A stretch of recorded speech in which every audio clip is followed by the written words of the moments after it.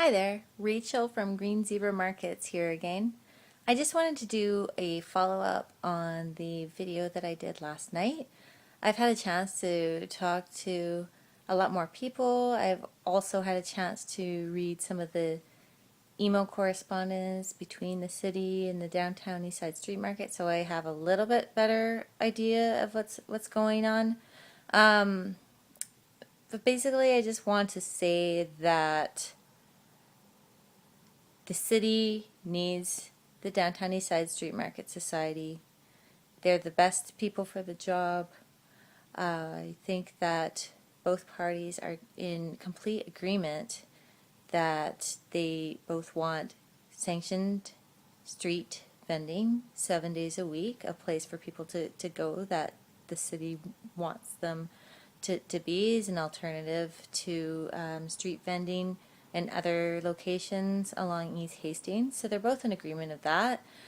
They're both in agreement that they want to limit as much as is humanly possible any stolen goods flowing through the market. They want to limit any illegal substances like drugs and whatnot flowing through the market. They want the area in the downtown east side kept clean. They recognize it's in the best interest of the city, the residents that live there, as well as the wider community that visits and uses the downtown east side and the downtown core of Vancouver. So there's so many things that both parties agree to, and I think it's time for both parties to try to put any personal grievances aside and get back to the negotiation table, get back to talking with each other. I'm going to be going to the board meeting Monday morning for the Downtown Eastside Street Society, and if they have time, hopefully I'll be able to pass along my opinion to them, because I think we need to start to de-escalate the tensions between the city and the street society. I think when it comes down to it, the city doesn't really want another party or society to come in and have to do this, because they would basically have to start from scratch with planning. And that would take an enormous amount of time and money in terms of city staff time to rebuild a program, rebuild it from scratch. And honestly, why fix what isn't broken? The residents are greatly benefiting from the way that the street market is run now. They greatly respect the market coordinators and all of the volunteers that work so hard to make that market happen. And I think at the end of the day, the city, deep down, they know that. They know that the street market is doing the job that it was intended to do, the job that the city wants them to do, and doing what it needs to serve the best needs of the residents of the downtown east side, so that they're able to earn just even a little bit of money, just enough to buy some food and shelter for the week. That's really all they're looking for. They're not looking for any handouts. They're looking for a hand up, basically, a way for them to earn a wage to be able to pay for the necessities of life. So it comes down to the end of the day, developing a respectful dialogue on both sides.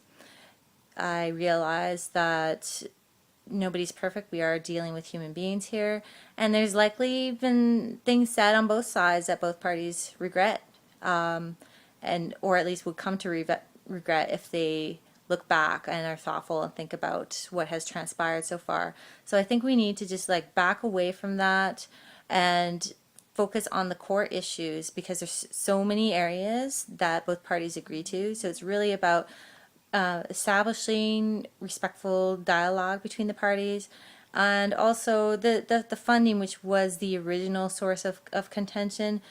This isn't an insurmountable problem.